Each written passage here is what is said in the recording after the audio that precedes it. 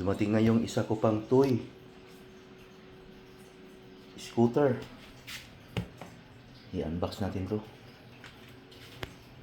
Ito kasi ang uso sa downtown. Ito pang beach to. Yung e-bike. Masyadong malaki doon sa downtown.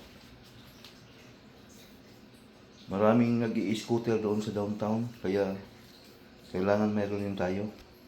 I-unbox natin. Yan, nakabukas na. Yun yung yung steering niya. I-assemble natin.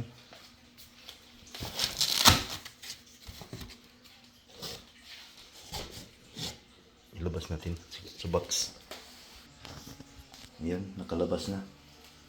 Mukhang madali lang i-assemble. Yun yung charger. Ikabit lang yung manibela. Ayos na. Assemble natin. Sandali lang ma-assemble. Ilagay lang natin tong screw dyan.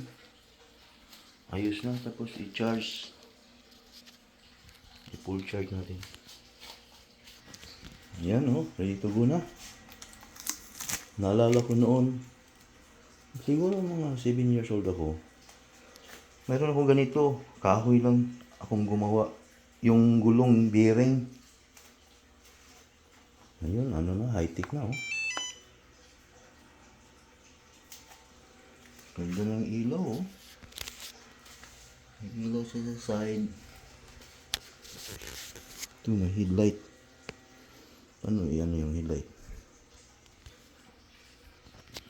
Ito yung busina. Meron din siyang taillight. Ganda yung ilaw sa side